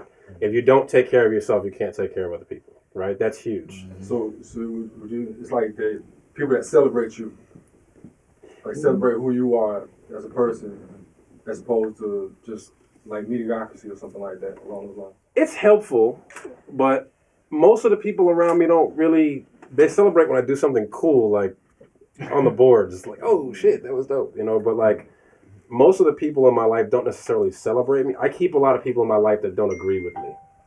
That guy's one of them. So, what do you mean by that?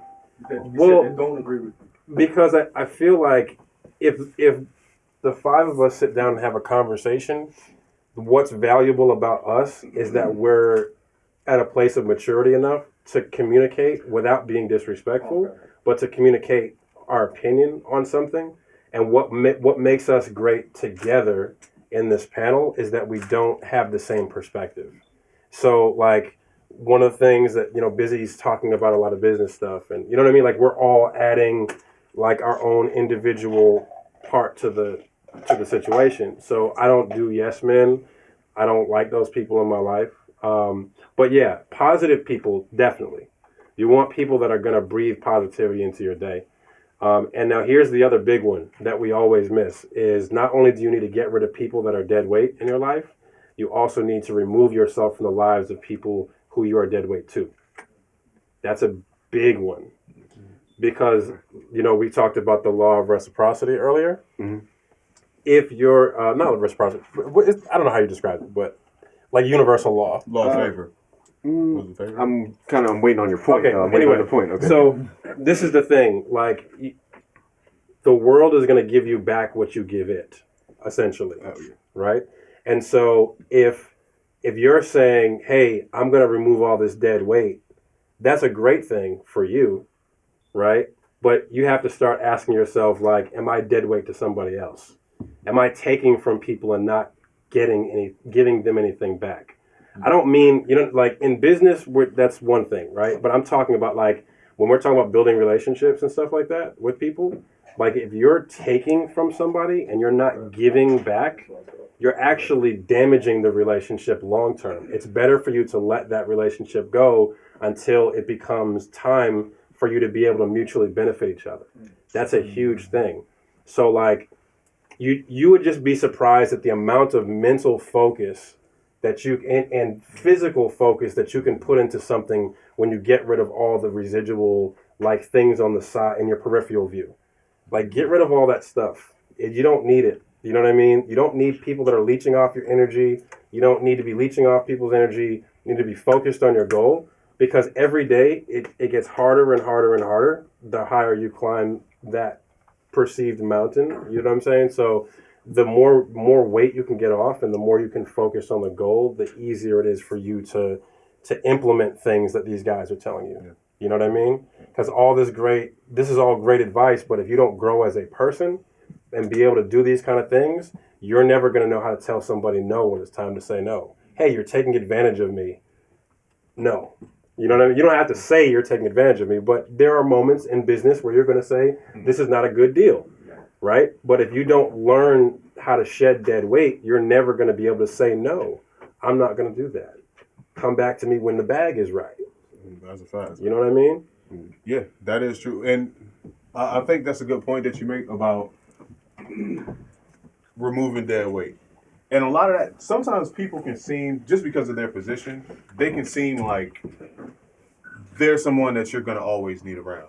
You know what I mean? Right. But you really have to evaluate situations and take titles and things out of it. And you'd be surprised how many people in your life are dead weight. And you would also be surprised how unknowingly you're a dead weight to other people. And in keeping with the theme with 10Xing your business, as Trezor was saying, things are built on momentum. And carrying that dead weight around, you can't grow your business at the rate in which you need to or as fast as you can because you're dealing with so much bullshit. And you got bullshit people and you're in crazy situations and all that. Once you remove all of that and you're able to focus on things like networking with the right people like we were talking about and doing all these technically strategic things that Busy was talking about. Once you cut out half of the people in your life, now you're moving at lightning speed. You know what I mean? Whereas at 5 o'clock every day, you might have had to interact with somebody that slowed you down, that took you out of your game every day for 10 years. I've been there. And I met a lot of people in my life that I thought were great. And they may have held a position. But got rid of them. Took off way past what I thought I could ever do with them. As Ply said, I ran off on the plug twice. Not once, but twice. You know what I mean? And things really work out. So all of these things are tying in together. But in terms of 10Xing your business, did you? Oh yeah. So okay, it's I say 2018 has been it's been good. I feel like it's been my best as a business person and as just a person. You know, it's been my best year, right? And I realized the reason why is because before I would just be in the studio, right? Jay would tell you, I would just be in the studio all day. I get here like 12, literally down the hall. I would get here and just make beats all day, right? But I wasn't taking care. I wasn't selling anything. I wasn't promoting myself. I wasn't doing anything else besides making beats. So I got really good at one thing, but it's all this other stuff that was kind of left behind. So I sat back and I was like, I'm going to try everything that makes me uncomfortable. Well, one, it's got to fit into what I'm trying to do, right? Mm-hmm. So I tried logo design. I tried selling beats online. I tried selling kits. I tried everything I could possibly do, right? And I failed at most of it. I didn't sell a drum kit for a year or two? Yeah, it was a while before I even figured it out. You know what I mean? But I tried everything. Each month I tried to put myself in somewhere where I would be uncomfortable. So I think January we went to NAMM. Yep. February. We went to something happened in February. Yeah, and then we were in New York. In March I shot a commercial. And these are all stuff that I hate being on camera. Like, Jay's making me super nervous right now. You know what I mean? But it's an opportunity that I'm like, the outcome is better than me being nervous. You get what I'm saying? So every month I try to plan and make myself uncomfortable. I go to LA or New York, I just go. I buy a ticket and I'm like, I'm gonna go and I'm gonna figure it out. And every time it kind of, I'm making this, I make myself kind of live up to the hype. Like I took a DJ gig that was like a big gig, right? I was nervous. I didn't have the time, but I'm not going to go out there and look crazy. So what I'm going to do, I'm going to stay up all night DJing. You know what I mean? Put the baby to sleep. I'm going to DJ all night until I figure this joint out. And I did that I cut out watching TV. I haven't seen Shameless. I ain't seen the last season of Game of Thrones. You know what I mean? I don't know what's going on with Frank Gallagher. I don't know what's going on. You know what I mean? I'm out the loop. But I started watching TV. I only listen to business podcasts for the most part. You know what I mean? I had to change what I took in because I started noticing that was like distracting me. I took all my notifications off my phone. So if you like my picture on Instagram, you DM me, I don't know. Because what happens, people will like my picture, and they're like, oh, Oracle liked the picture. Let me see what picture you like. Then I'd be on Instagram for 20 minutes. Because somebody liked my picture. So I take everything off to focus on my stuff. You know what I'm saying? And every night before I go to sleep, I write down what I'm going to do that next morning. And it is, from January to now, it's made a world of difference for me. Because I go into everything with intention. I know exactly what's the most important thing and what's not important. Oh, I can let this slide for 2 more weeks. But this is important. I have to get this done. And for this to get done, I got to hit Oracle. I got to hit this person and hit this person. So now my thinking is different. So now I'll make beats for a section of the day. I'll send out to my homie Diego. I send it to Oracle. I send it to somebody else. Cool, that's taken care of. My record's getting shot. I send it to my manager. Stuff is getting shot. I made a kit. Cool, my business is taken care of. You know what I'm saying? So I'm thinking about it in terms rather than just do one thing and I'm going to make all the beats and I'm going to be the greatest producer. Then I realized that don't matter. I can make my brand. I could be the greatest Trizzer. I could play video games and make beats all day and make a living. To be honest, any of you guys could literally do that. All these kids are playing Fortnite, making money. So if you can play Fortnite and make money, the beat thing, it should be pretty easy. You get what I'm saying? It's just about setting yourself up and having, I feel like everybody wants a record label because it's a structure. You know what I'm saying? Because right now, it's no structure for any of this. This is Wild Wild West. Selling beats online, everybody tells me a different format for how this goes. Placing beats, it's a different format for everybody. It's kind of Wild Wild West. And so you have to make your own structure, or not, you're going to get lost. It's really easy to get lost in this. You know what I'm saying? Yeah. You'll end up doing something over and over, and then it really don't add to nothing. So for me, 10X, and then mentors. Like, I call Busy all the time. If you look through our tech, it's me like, yo, how do I do this? All the time. Oracle, same thing. Yo, I'm trying to figure this out. How would you do this? If you were me, what would you do in this situation? All the time. And I hit up mentors. I get consultations once a month, depending on whatever I'm trying to do. So if it's Facebook ads, I'm getting a consultation about that. If I don't know how to play keys, I'm finding whoever the best keyboard player is, and I'm working with them. So it's a system. It's creating a system around your own world to make your business flourish. Just how like Busy was talking about, like with MailChimp and like the fulfillment and the following up. You need the same thing with your production. You know what I'm saying? You need to have a lead. You need to have a way to get people to come to your website. What is your website ever going to be about? Are you going to sell beats on this website, or is it about your brand, right? So you got to figure that out. And if it's just about, I don't believe in selling music anymore, right? I don't believe in selling beats because it's too much competition for me to try to sell beats to. It's too many. I'd rather do my other stuff and then I'll place a record when I can. I'll do everything else and I'll just pick the people I work. I don't think of it as, oh, this person's working, so I'm going to give them that. If those opportunities come up, but I'm like, okay, I got a relationship with Sway Lee, right? If I know I can get records of Sway Lee, that's what I'm gonna focus on. You know what I'm saying? I'm the, you know, in Call of Duty, it's like the aggressive player, and then it's the guy that just hides and camps in the bush. I'm not the camper. I'm the guy that's running up. You know what I mean? Good shot, I get everybody. Yeah, every time. But for me, I'm picking and choosing what battles I want to get into. You get what I'm saying? And just like Call of Duty, Fortnite, if any of you guys play video games, it's strategy. You know what I mean? Your positioning determines a lot. You know what I mean? And it's crazy. I had a fire analogy. I don't know how many play Fortnite, but everybody thinks Fortnite is a shooting game. You ever seen Fortnite? Mm-hmm. It's not a shooting game at all. It's a building game. And everybody plays it like a shooting game. Sucks. Mm-hmm. If you play it like a building game, you're automatically better. Placements is not about making beats necessarily. It's a real estate game. It's getting yourself in front of the right people. You know what I mean? You know what I mean? That's fire. That's fire. Save that one too. Need some more Jameson. Make a quick distinction before you. So when I was saying the thing about shedding dead weight, I'm not at all saying burn bridges. Yep. Mm-hmm. That just occurred to me. Like, you know what? Maybe I should mention it. Not at all saying burn bridges. Like, it is the exact opposite of what I'm saying. I'm saying to constantly reevaluate where you invest your time. Yep. Oh, shout out to Houston too. Oh, I'm gonna get into that in a second. Because we got to do a whole great introduction for Houston. Yeah, I was just going to add to like cutting stuff off. I think an important thing across too is excuses. Like even with me over here, like I heard about this event like a month ago. I saw the price of the tickets. I live in Virginia. So I was like, hey, shout out to BA. Yeah, I was like, there's no way I can make it. But like 2 days ago, I decided I was like, I'll just drive because That's how you gotta do it. that's all it is. There you go. So just little things like that I think are important. Like trying to put things. There's just things in your mind. You're like, that's impossible. But when you really think about it, you can work your way around. Like anything's possible if you keep planting seeds. And that's basically putting yourself around the right people. I'm an older dude. I've been around a bunch of people my whole life. Come from a low income family, first generation in this country, from my dad's side. And one of the things that I noticed sometimes when you're around people whose world is small, everything seems fucking impossible. Like, there's no way I'm doing this. I'm not doing it. I'm not doing this. And the first time I went to New York was a few months ago for you three.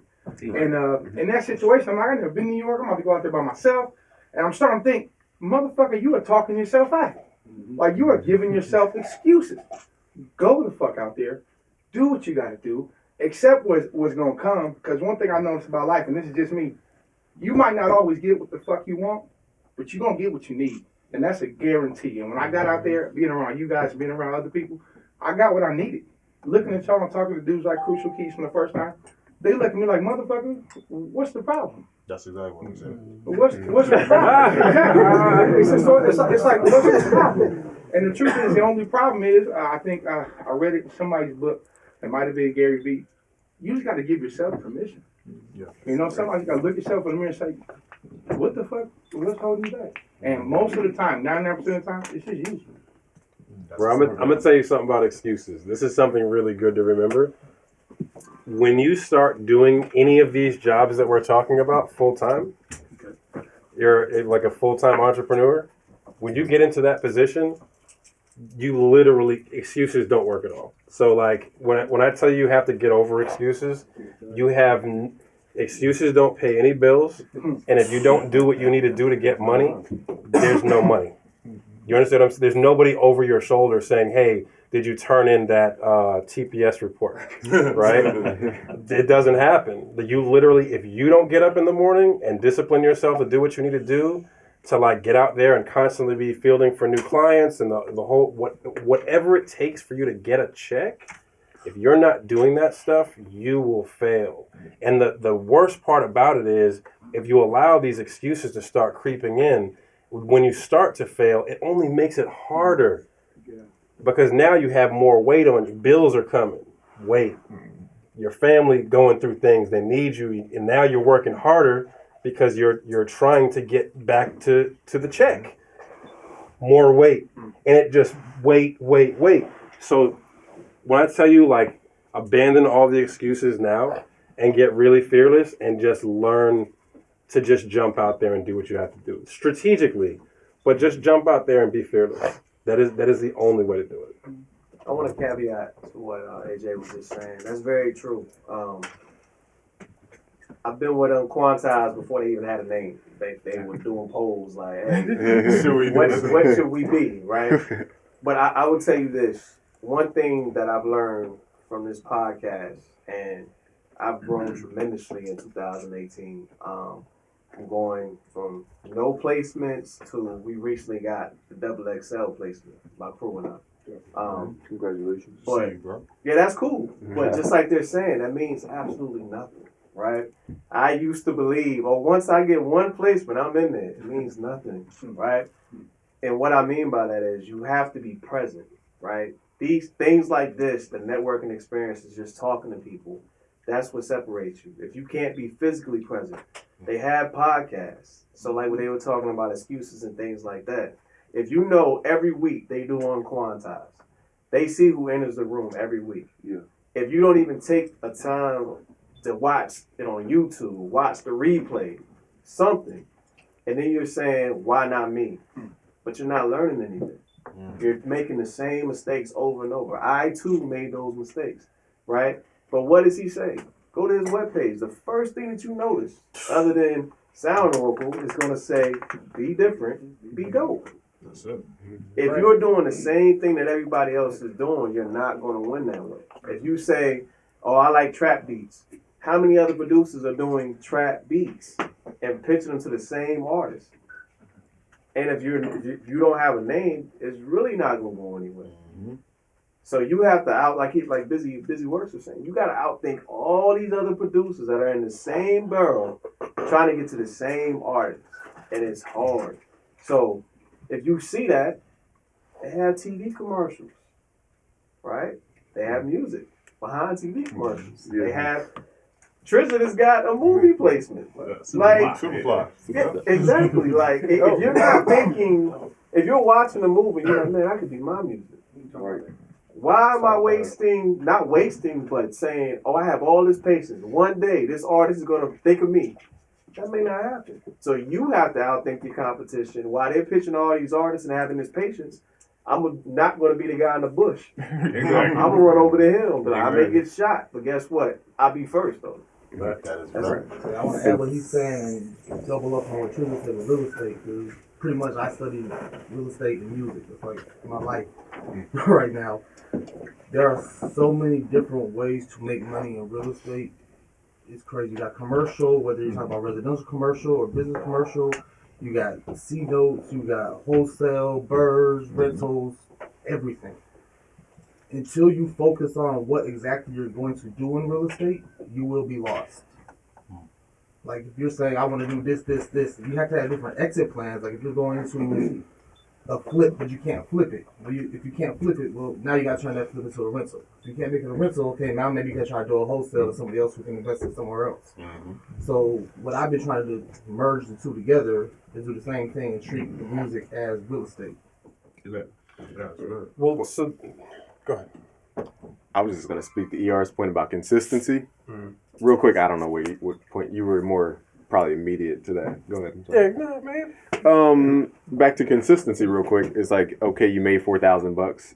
Okay, now you got to do it again next month and again. Because in the beginning, you're going to be making money and asking yourself, can I do this again? Like, that's going to freak you out in the beginning because you're going to have your first $2,000 month. Then you're going to be like, oh, shoot, next month I have to do $2,000 or more.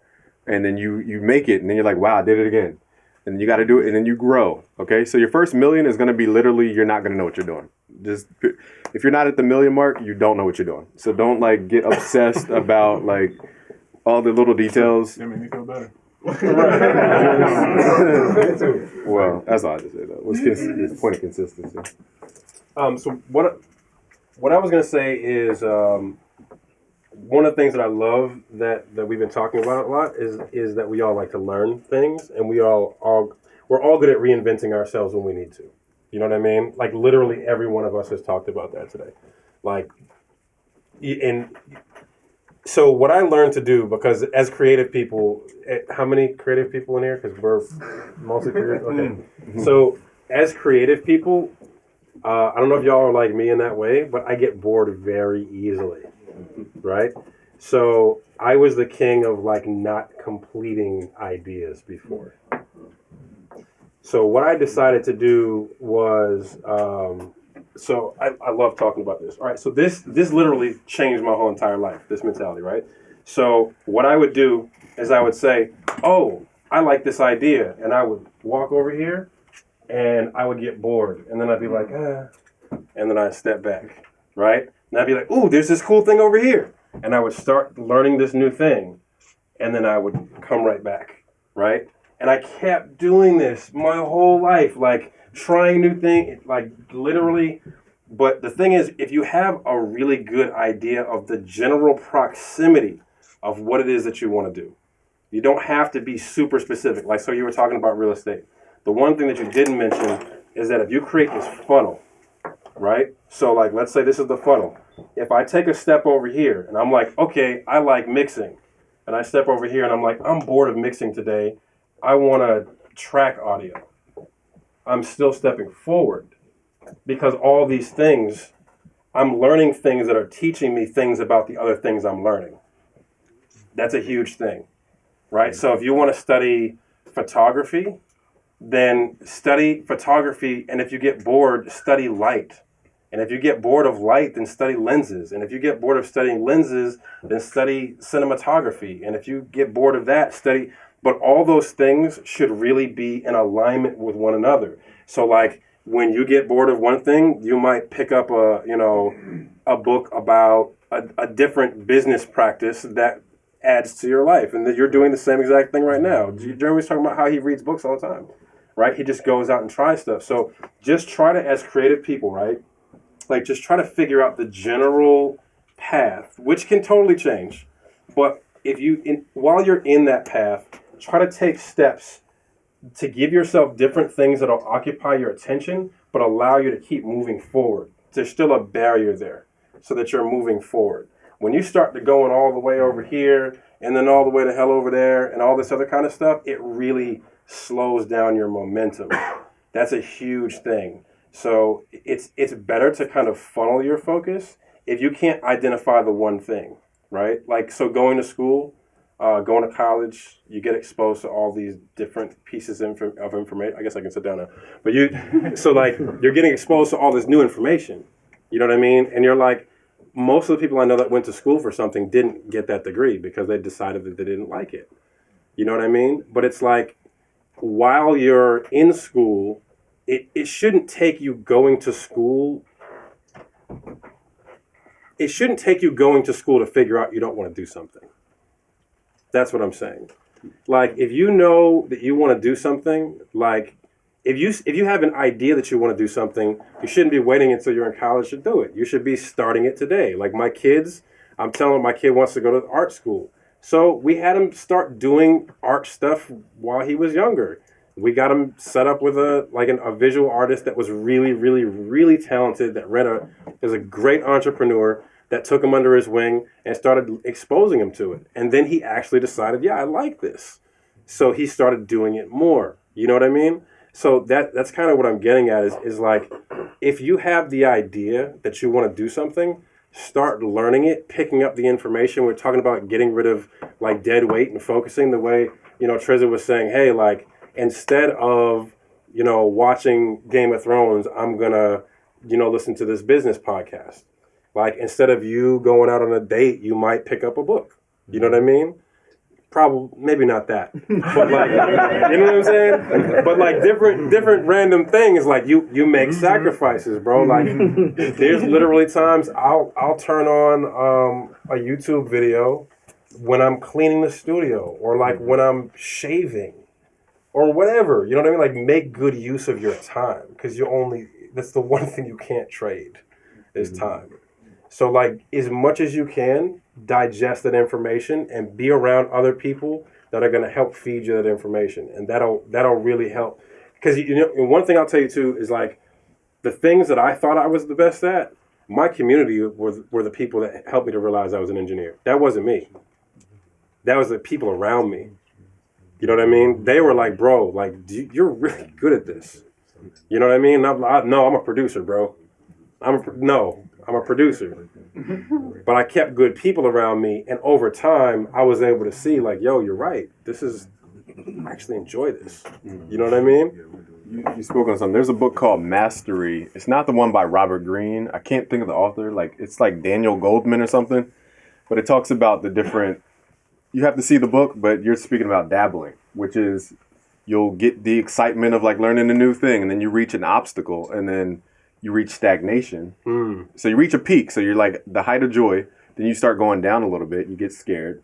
And then you get stagnant. Now, a lot of people, like even in relationships, they give up at the stagnation portion. That's really the learning phase, because you're learning new habits to create a new peak. Okay, so when you're learning something new, you're going to feel high. Okay, whatever. Then you're going to come down. You feel like you're not learning much. But again, that's the learning phase. And dabblers quit. So they just drop off at that point and they go into the new thing. Do it again. They reach their new high. Then they reach stagnation. Then they quit again.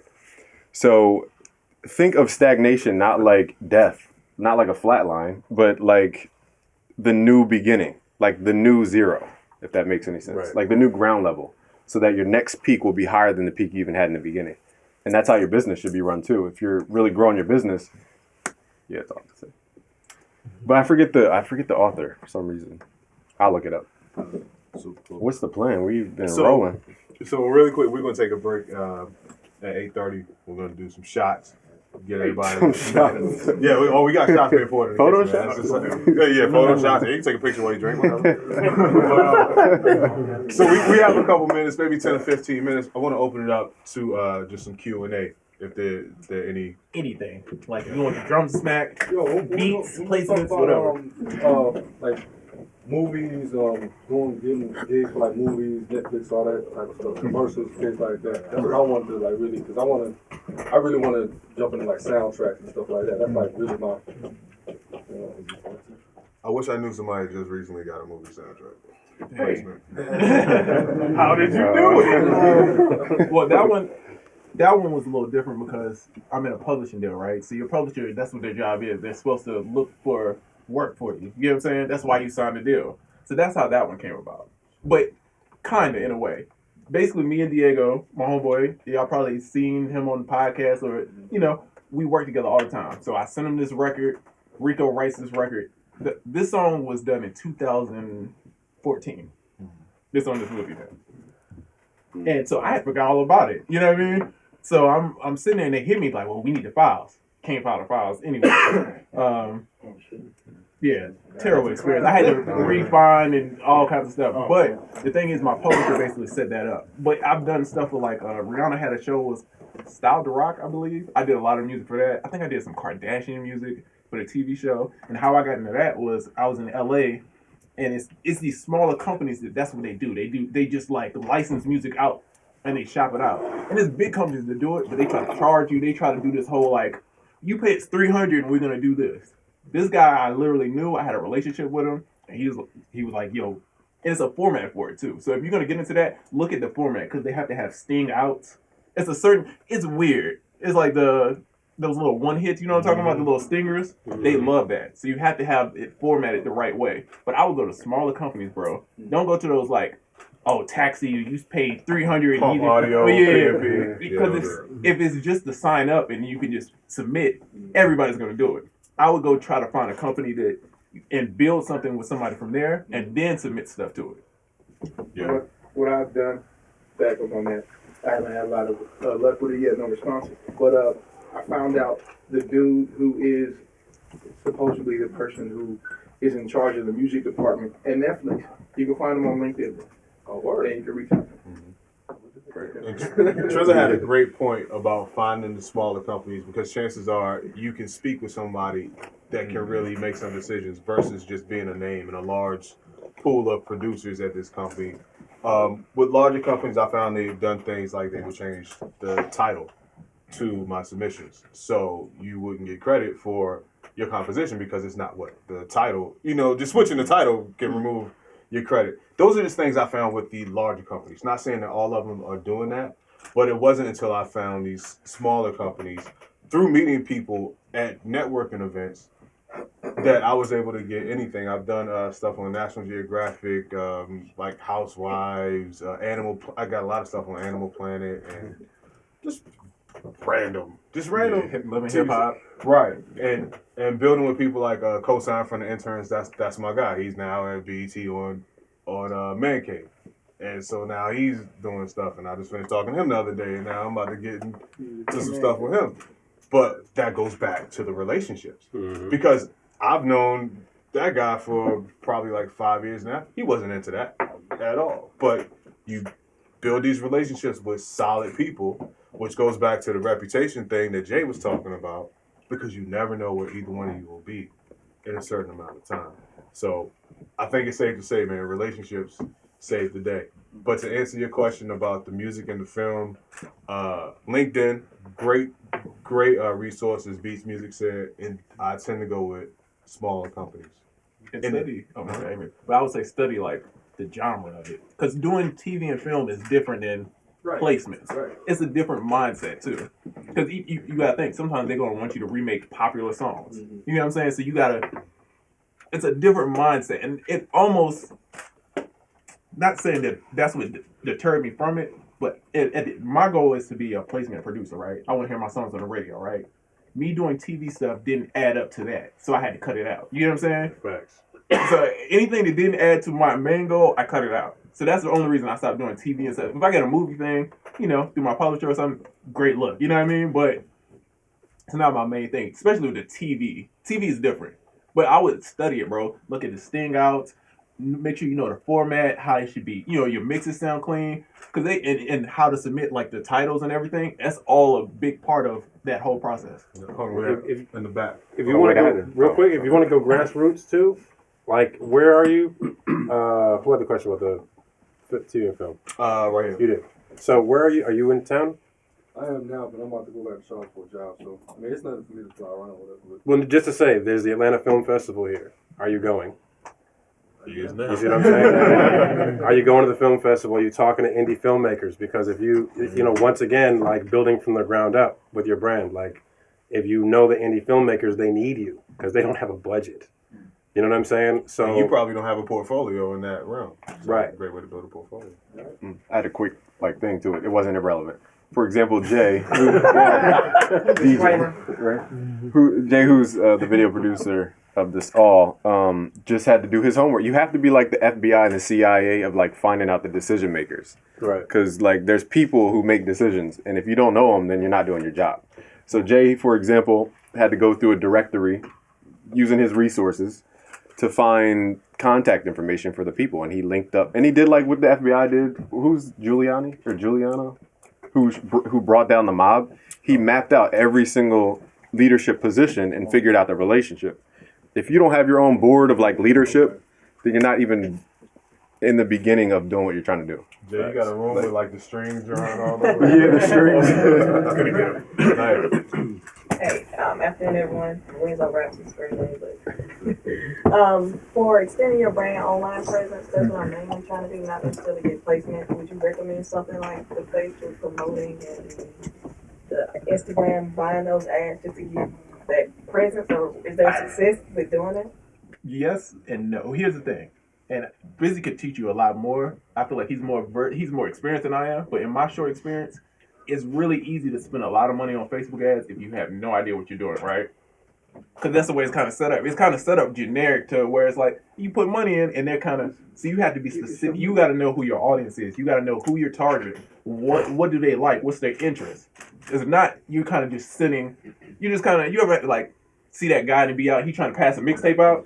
Yeah. That's what sending a Facebook ad without the targeting is, because you know what I mean? It's just you hitting people that don't really care, that don't, and then you're spending every time that ad shows, you got to spend money to get in front of those people. So I would make something where you have a list, collect emails, use those to build your audience. You get what I'm saying? I wouldn't just spend money though on Facebook, because you will definitely lose a lot of money. Right. I get your own friends. They'll market to your own friends and stuff like that. Well, they already know about my stuff. Why am I spending money on it? Well, sometimes you do have to get back in front of the same person who already knows you, though. So there's a situation where you would do that. Trust me, I've spent over $250,000 on Facebook ads, and I did not know what I was doing, and like I still had a return. So like you can get your money back, but it's way more effective when you know what the heck you're doing. That's how you turn that dollar into $10. That's how you scale up to the $1 million levels. But that's like a long conversation, because we have to talk about conversions, copywriting, marketing sequences, and all this retargeting, all that type of stuff. But I would just say my mentors were Frank Kern, Dan Kennedy, Ryan Dice. Did I say Dan Kennedy? Dan Pena, Evan Pagan, Ryan Dice, huh? Dan Locke. So like, I would study from those people. Like that's the beginning of this all, because marketing is like trying to learn music production when you have no idea what music is. Don't forget about Miles. That they gotta know about Miles. Miles Beckler. Miles Beckler for the Facebook pixel instructions. Yeah. Oh man, So I've watched that a million times. Yeah. I was like, rewind. Yeah. I'm sorry, I'm taking up time. But like, I'm sorry, Brendan. Go ahead. that's all I just say. I just had a question about, you said when you submit these to these sync licensing places and they change their name, they can get credit. What's your best way to protect yourself from that? Just pay attention. Check up on your business. This happened to me, but this happened to me a long time ago. And I didn't know until like 3 years later. You know what I mean? But I didn't check up on, I wasn't business savvy at all. I didn't check up on my business. I didn't even, none of that. So all I can say is just really be on top of your business. Know who's making decisions and check in with people. Yeah, definitely. Real quick before we move on to the next question, there's a person in the room that I want to introduce to you all. He's been standing here. I call this man like my musical uncle. This is Houston Singletary. He's a member of the Ableton Sound team, and he's the head of all presets for everything Ableton. This is my guy. Hey. Great person to know. And funny enough, really tying back into the relationships thing, I was working with Polo. There was a guy there to play beats for Polo one day. Polo wasn't in the studio. It was Tech Beats. He was his name was Tech Beats. He was using Ableton, and he saw me doing some stuff on Ableton that he had never seen before. He's like, "Wow, can you show me Ableton?" So I'm like, "Yeah, sure." You know, I started showing him what I did. He ended up becoming a a trainer, like a product demo, like a spokesperson. Yeah, for Ableton. So anyway, he met Houston. And in turn, he told Houston about all the stuff that I was doing that Trizza was talking about that I should do on Instagram. At the time, Houston was a Southeast rep for Ableton. Anyway, he came to my crib, saw what I was doing. And so, because a lot of people ask me, well, how are you involved in Ableton? I heard you have sounds that came with Ableton 10 and all that stuff.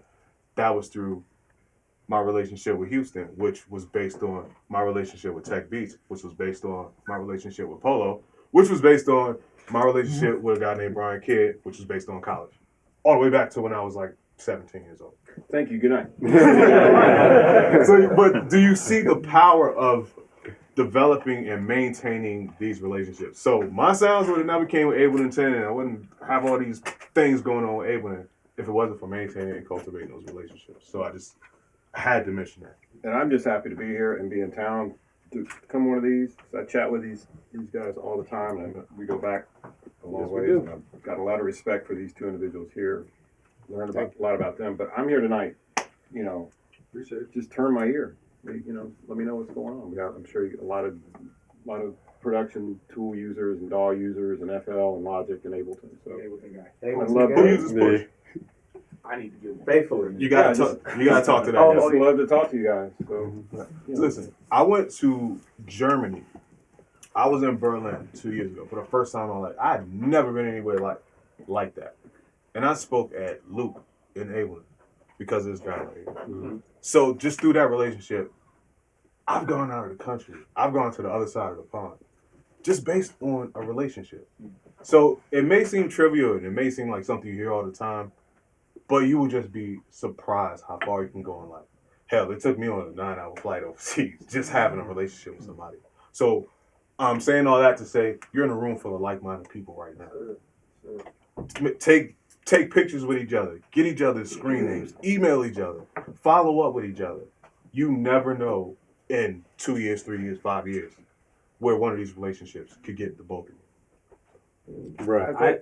I was going to say, I think one thing I want to point out with these 5 cats right here is if there's anything that you want to take away is approachability. I think is really key, and I think we all feed off of that when we listen to these guys talk. We listen to the podcasts, and if you're like me, you know, I'm sure a lot of in the room, you're working, but you've got the phone. Kind of sitting right there. You may not tell everybody to do it, but you got to sit in there, and something you'll hear Sound Oracle start talking about something, so you stop your work for a minute. You stop the beat, and you're like, oh, okay, I just heard something. So, but I think there's a commonality of when you're talking about networking and laying the groundwork. I think the old adage of get your 10,000 hours. Mm-hmm. You know, everybody's at a different stage in their life, their business model, whatever it is, and you're hustling and you're doing the thing. And I think it's really evident with these cats that they've definitely put in their 10,000. Sometimes some of it at hyper speed. But I think one thing I noticed just listening to them talk about our industry and these tools to take to heart is just approachability too. When you're out there networking, if you can come across as someone that people can relate to, I may not know you, but in 5 minutes, I'll challenge myself to get to know what you're all about and sort of open up that relationship. So 2 years from now, when you're like, dude, you got to come see my set. I'm using Ableton on all this stuff or whatever. Remember that conversation we had 2 years ago? It's like, yeah, absolutely, I remember. So just wanted to. That is a fact. You take a shot. So it's about that time. So everybody, start putting those plans into action. And network people, it's not over with. We're just gonna take a brief break.